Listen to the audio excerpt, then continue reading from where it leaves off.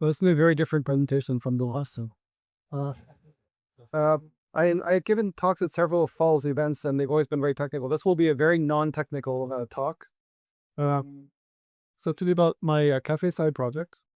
My name's Chris Hallsberg. I'm the staff developer at Shopify. There are a few other Shopify developers here. I'm originally from Montreal, Canada, but I've been living in Japan for 22 years or more at this point. I don't really remember very well at this point. But I lived 16 years in Tokyo, and then I moved to Hakodate with our family in 2020. Happened to coincide with the COVID, not by on purpose, but and it's kind of relevant to the talk, but I'm fairly fluent in Japanese.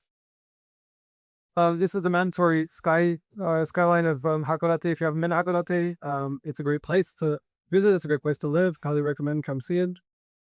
Um, Yeah, Hakodate was recently a big thing in the Ruby world. If you're a Rubyist or you're involved in Ruby, or there's a big yearly event called Ruby Kaigi, and it happened in Hakodate about a month and a half ago. It's like 1,300 people or so, and I happened to be the person who kind of nudged them to do it there.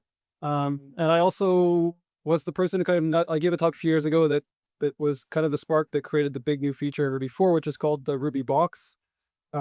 And so Box is Hako and Hakodate, and so there was this nice convergence of paths there.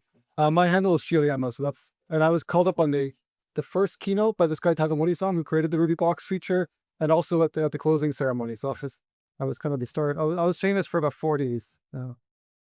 Okay, so before I start talking about my side project, I want to kind of contextualize this a lot because I think it's really important to understand why I'm doing this thing. In particular, I think in the why question, there's kind of like a spectrum you can think about. And you might do this thing purely for money. You want to make some money to run a business. In my case, I was more on the passion side of the spectrum. So if you kind of put that as a spectrum, that's where I was. There's also a question of how, and if you're going to do this kind of thing, I think again on the spectrum, you can think of it, you got to give up your job and you just go full on to this kind of thing, or you keep your job and you kind of do this kind of project. So I kind of put it on a matrix, and there's like 4 quadrants on the matrix. I don't know if these pictures make any sense to you, but you got money in the passion and the keep the job and the quit the job kind of thing. The main thing I want to mention right now is like I am very much I'm right there. I did not go in with the intention of making a living off this. Like I said, I'm still an employee at Shopify. I'm not planning to quit my job at Shopify. So I have a stable income. And I'm not doing this for the money either. So if I have a decision to make on this whole thing, and it comes down to doing what I really want to do or making money off it, I go with the thing I want to do. So I think it's really important to be, if you're interested in doing this kind of thing, make sure you're clear of where you fit on this thing. And if you don't fit there, take my words with a big grain of salt. The other thing is I want to emphasize here before starting to get into this is I'm really talking about a physical project. I'm not saying business because in my case it is technically a business, but I'm thinking of it more broadly. But the physical side is very important because when you do something in a physical place, and I know a lot of us here are, developers, designers, you can kind of do your work anywhere. With the physical location, you're kind of committed, right? So like I am in this building, this is where I'm doing it, and it's in Hakodate, and so that's where I am. And that creates certain hurdles. It also forces a certain level of commitment that you don't have with a side project where, you can tear down your website or something like that, right? I can't just tear down my cafe. So I'm going to start off talking about the story. How did this all happen? So we moved to Hakodate 6 years ago. My job was full remote from day one, so I could work anywhere basically. But I do not like working at home, so I don't like mixing work and home. So I started off trying to find places to work at.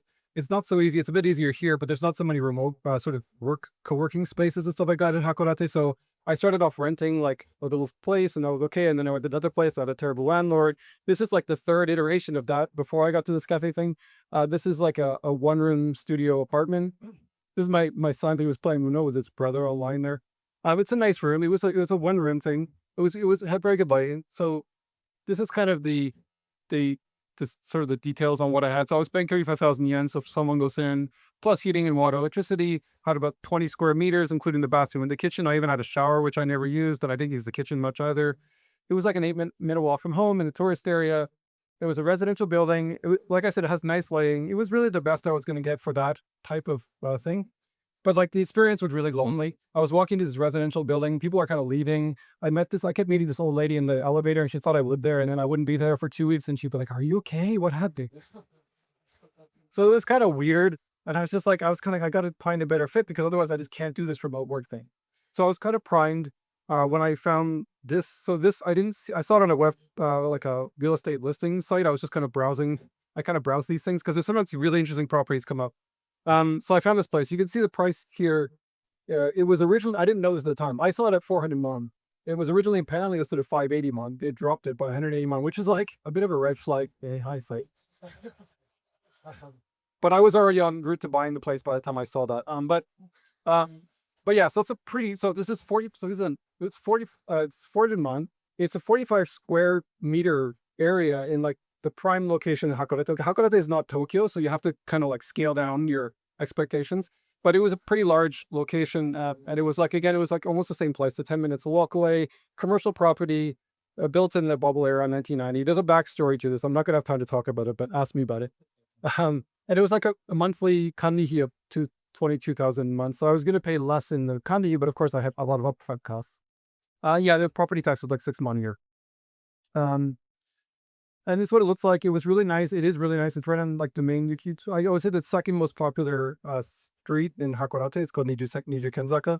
I had this nice big front window. But when I went to see it, they were doing construction on the outside, so it was kind of dark. It was just like an empty box. There's literally nothing there. There were some pipes on the floor. There's no bathroom or anything. It turns out it had been empty for 34 years. Nobody had used it since. There's also, this is an interesting backstory. I'm not remember, but anyway. Also, there was some like there was water on the floor. There was like a leak. There was mold. Like it was a fixer upper. So when I told my wife, yeah, I think I'm gonna buy it, she was like, much. I don't know. But okay, the plan was, I'm gonna buy the place. I'm gonna use it as a remote work office 5 days a week, just like I have been so far. So I'm not gonna quit my job. That was never on the table. I'm gonna open it for one like evening a week for 5 hours. I settled on Friday evening just because I thought that was a nice time to do it. And then I might try to do it 2 days a week or 2 half days a week. I wasn't planning to go beyond that. And the other thing is I really want to do other stuff, like do a kind of, I'm going to talk about this kind of using it as space and also doing it like a lab kind of thing. And my budget was roughly, I paid 400 plus some fees, so 460 mon, maybe a few hundred mon more to renovate the place. And that'll, of course, I blew through this budget. But anyway, and so I went to the whole buying process. If you bought a house, you've seen similar, you get a bunch of like the books of like stuff. And then I got this Toki and then put my name on and then whatever. There is one thing. So this is a very edge case kind of thing. But if you are ever considering buying commercial property in a residential building, be aware that the Residents Association can tell you what you can and cannot do. And I dodged a bullet. There was a condition here. It's hard to read here, but basically it was vaguely worded, typically vaguely worded Japanese, but it says like, do not make noise and smells in certain types of ways, which could include running a cafe restaurant. It doesn't say you can't run a cafe restaurant. I found out later the previous resident association completely outlawed this, but the new resident association, which I was out in, they were totally okay with it. But anyway, so I found out later that they never allowed it for 30 years, but now they were allowing it. So I kind of lucked out. Okay, but I wasn't going to do the renovation on my own, so I talked to, there's a design company on the same street called Hajime Kagoshima Design. This is not their office. This is a dental office that they had renovated, but I really liked their window layout. And so I talked to the guy. I sent him an email. I just said, hey, I'm doing this thing. Would you be able to help me out? And he quickly replied. He was really into it. And it's been a really great partnership. He's like done way more than he's done way more than I paid him for, honestly. And even today, like I've already finished paying him, he's still helping me out. So it's been a really great partnership. We went through a bunch of designs. Like I probably went to his office like 10 times or 15 times iterating through these designs. This was like more or less the settled layout of the place that we had. He drew up all these kind of things. We can see this is the front window and seating area and all this kind of stuff. I mean, it was really serious. I'm only opening it for 5 hours a week. But anyway, then they got another company who did the construction. They had this whole project, decent cafe office project. It was really serious. And so this is this is still it's stage 0, but this is a nicer shot when the scaffolding was off, and you could see that it was like a big space. So they started doing the work. This was really exciting. I don't know, like if you had a house, we did renovations on our house. It's very different. You're living there, but when you have the space, it's not your house and you're doing this. It's a different kind of excitement, I can tell you. They started taking out all the walls. This is a nice shot with the sun coming in. So they did all this kind of stuff. I'm going to have a lot of pictures here. So 1 week later, now they've got the sort of the wood on the walls thing going. Another week later, now they've got so we decided to raise the ceiling. Again, this is something you can do if you own the place. If you're a renter, we couldn't do this, but since I bought it, like I could do whatever I want. So updated. This is all the work. Another week later, now they've got the walls coming in, the paint, and this is like the counter, and this is going to be my work area here. It's kind of hard to see here. And then Shopify every 5 years you can take an intermission for 4 weeks. So I happened to line up here. So I went away and I was traveling in Japan for a few weeks, and then I came back and it was like boom, it was like this, and I was like, oh my god, it's a real thing. Like this is crazy, right? And I mean, if you get a designer, I mean, this was not my design. This was his design, but it's really nice. It's kind of hard to see with the lighting here, but anyway, this is kind of how it looks like. And then the names, because my coworker was really to this Romanian author. There's a book called Solenoid. That's a whole other story. But anyways, the place is called Solenoid. You'll see I branded it as a cafe, space, and a lab. Okay, so that was kind of the head story. Now I want to get into the only part of this talk that is actually practically useful for anybody who might be doing it. What do you need to actually do? This is the stuff that I learned along the way. If you want to kind of do this thing, you're interested in doing this in Japan. I will preface this by saying, if you are ever thinking of opening a cafe or a bar or a restaurant or anything like that, and you've ever thought of doing it and you happen to be in Japan right now, Japan is a very good place to do this. And if you've noticed that lots of little restaurants and stuff, because the regulations are very friendly to, let's say, to opening businesses like this. So it's a really, really good place to do this. And it's a relatively low risk kind of situation. So these are the things you need. The first one, this is true for any kind of business. You just need to fill out one form. I've done that before as a freelancer. This is not a big deal. This one is more specific to running an actual physical business. It's also a one-sheet thing. I put my name and the address. I said, what are you doing? I said cafe, and it was like done. It was super easy. This one's also easy, but it requires a little bit. So it's called this Beisei Segenincha. I don't know what it's like here, but I assume it's the same basic thing. You sign up. You go for a one-day lecture, and in Hakodate they only do this 4 times a year, so you have to kind of plan ahead. You go there, you listen to a talk all day. They give you a mock test, which I thought I had to pass, but then at the end they don't actually grade pass. They just Skype your thing, and you look, you're good. Okay, whatever you say. So that was super easy. And then this is the most serious one, but it's also not that crazy. This is Eigyo Kyokasho. This is like the license says you can actually open the business.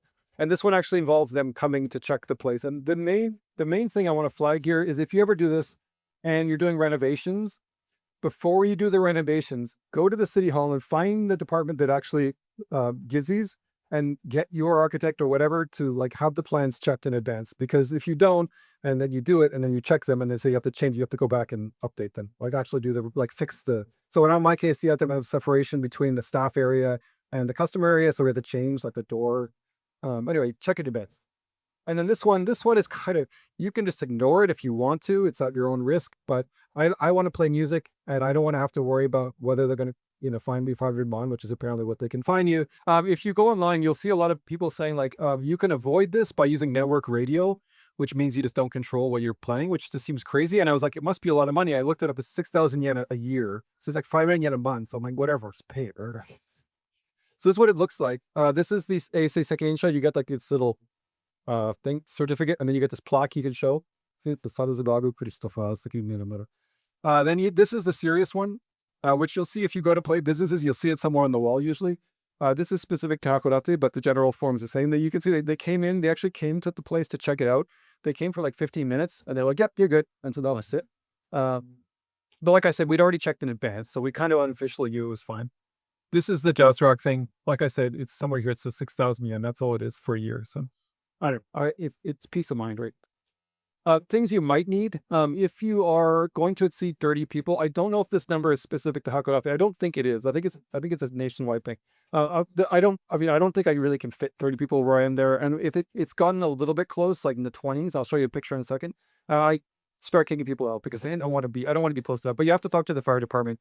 When you do the construction work, the construction company actually notified the fire department anyway. That's just a notification, but if you go over 30 people, it gets more serious and you actually have to get something checked or something. The other thing is if you're going to serve alcohol after midnight, you need a special thing for that. The building I'm in I can only use it from 8 a.m. to 10 p.m. So I can't even do that anyway. So it's not an issue. And then if you're going to do live music or dancing, you need this other license. Okay, things you do not need, and this is often a surprise, especially for North Americans, is you do not need a liquor license. And I was really nervous that somebody would be like, no, wait, you actually do. And I would be like, oh, I've been serving alcohol illegally for all this time. So I actually went to the government website and actually copied verbatim what they have there because they have an FAQ, because I did not want that to happen. So I will read to you what the government website says about this. Oops, sorry. Which it says, under the Liquor Tax Act, businesses that serve alcohol exclusively for on-premises consumption, such as bars, restaurants, and similar establishments, are not required to obtain a sales license. So you do not need a liquor license. So you do need the thing I told you earlier about the restaurant license or the AGO, but you don't need anything special for alcohol. I really appreciate that Japan is not like doesn't have this moral angle to this like we do in North America, where it's like you are a bad person for drinking alcohol and you will have to, save up money for $100,000 over 2 years. I know some crazy kind of thing. There's no requirement like that. The main issue here is more about how you sell it. So if you give a bottle of beer and that person walks out with a bottle of beer, that is a problem. So you have to like open it and make sure they drink it on premises. That's the condition. And if you're like a actual like if you're selling merchandise like alcohol, that's a different category. But if you're just a restaurant that happens to serve liquor or alcohol, it's not a problem. Payments. I happen to work in a payment company. I think somebody might from this company might be here, but I used to work at Komoju. I just got in touch. I'm like, hey, I need to do payments. And they're like, oh, well, just happened. We just released this new thing called the terminal, this terminal thing. And so I got it hooked up and I got all the credit cards and PayPay. And not only that, but they came to visit me. They're like, yeah, we got to come to your place. So they came all the way to Hakodate. So that was really cool. So this is Richard, the CTO, and Kajiro-san, who I worked with there. That was really cool. And taxes, I really don't want to talk about taxes, but just some useful things to know. Like you notice, like I said, I'm going to not just use this for only for the cafe, but also for my day job. So the day job is not expensible. So I have to divide in. And how do I divide it? It turns out there are categories for this. There's this kaji anbun that allows you to split things. Similar thing is this jigyo senyo wariai. So you could say what percentage of it was for the business and what percentage was it personal, and then you only expense the part that's for the business. There's also this thing called this kaigyohi. This is like the opening expenses. So everything up to the day you open, you can then put that into a separate category and you can spread it out over 5 years, which is really useful because I had a lot of expenses up front. But if I put them all in the first year, it would be this giant bread on my tax return, which is a little bit of a red flag. So you can spread it out over a longer period. And then there's this genka shokyapu, which is like basically if you buy a property, for example, you don't suddenly expense the whole thing in 1 year. You spread it out over like 30 something years. Those are useful terms. Also, we are in the AI era, and I will tell you, I hooked up Free, which is a tax service, to Claude using this free MCP. This was like mind-blowingly amazing. Like I spent every weekend for several weeks in conversations with Claude, like about all the tax. I mean, I will say, if you're doing this, you should just get a tax account to do it for you. Don't do what I did, unless you're like really like this. But I found it really interesting because I learned all kinds of stuff about Japanese tax, and I really went line for line through everything. You should always double check what Claude said or whatever your LLM is. But it was super useful. I think this is the most useful thing that's come out of AI for me so far. Inventory, I keep a very light inventory because like I'm only open once a week, so things will go bad. So I really mostly it's bottled stuff like bottled beer, bottled wine, bottled drinks. The only thing I serve that's kind of I actually make is the espresso drinks because I have an espresso machine. And so it's kind of hard to see here, but this is my fridge and it's just got, you can see it's got bottles and stuff in there. Okay, last thing, the experience. This is going to be a little bit specific to my particular take, which I said is like passionate and not quitting my job. This is the opening day. People bring you flowers. I have these flowers here. There's a lot more you can't see. This picture I really like is my son. So my son comes for the first hour when I open on Fridays, and he just like he's not afraid of adults, so he'll just chat up the customers that come in, which is pretty fun. This is him reading manga in the front seat there. This is I'm just picturing. This is the latest from last week. It's kind of hard to see, unfortunately. It's a bit bright in here.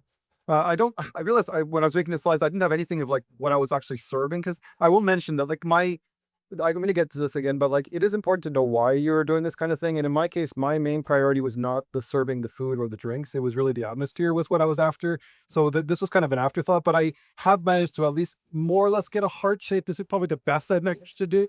But the espresso are very, I think these, anyway, it's good. People have complimented, so I guess it's good. The cool thing about having Ruby Kaigi was that I was formerly in the Ruby Rails infrastructure team, and Peter, who's here, is in Latin. So because they come every year from Shopify to the Ruby Kaigi, they all came to Hakodate, and so they all were able to come over. So this actually was not the max. Actually, I had, at one point there was like I said, there was over 20 people in there. It was really amazing to have everybody over. Samuel, who is over there, gave a workshop after Ruby Kaigi. He was like, hey, I hear you got a cafe. Like, we need a place to do an event. And I'm like, sure, all right. So it was really cool. So we did this event. Sorry, Temil is the author of Async and Falcon and the Ruby World, if you know that.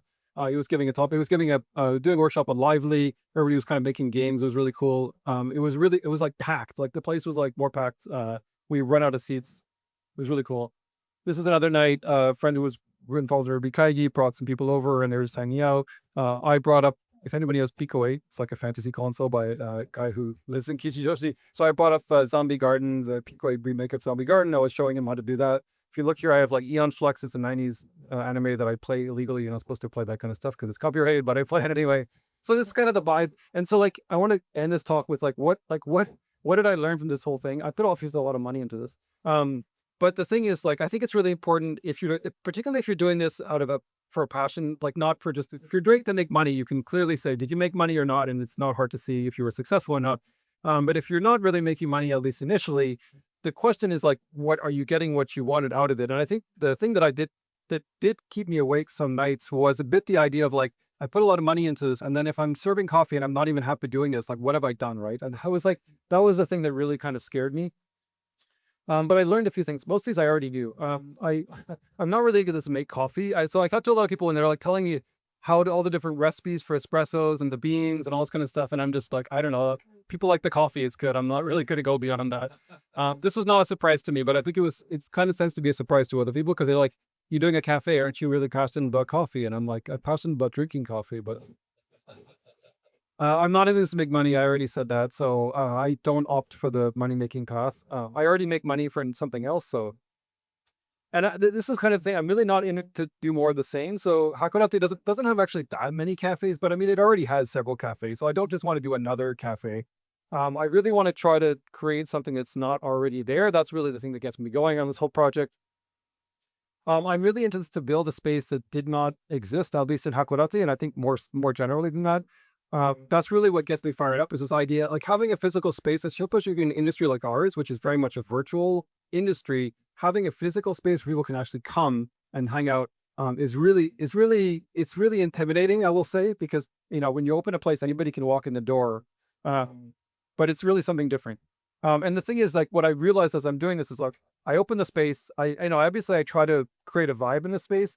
And what I've started to find slowly, and this is still early days, is that people kind of tend to come. Like I have a regular, for example, the Japanese guy who's come every few weeks, and you brought somebody with them the other week, and he's a DJ, and we just connected on music. And so like you kind of start creating your own group based around like the vibe that you can create. And this is really something special that you really can't get online. So whether that's worth the amount of money you put into it is another question. But you can do this on a smaller budget, I'm sure. Okay, so I'm out of time. That's what I got for you. If you're interested, and if you happen to be coming, Hakodate, definitely drop by. If you want to do an event here or something like that, I'm also interested. So just this is a QR code. I think it goes to Google Maps or something. But anyway, come check it out if you feel that.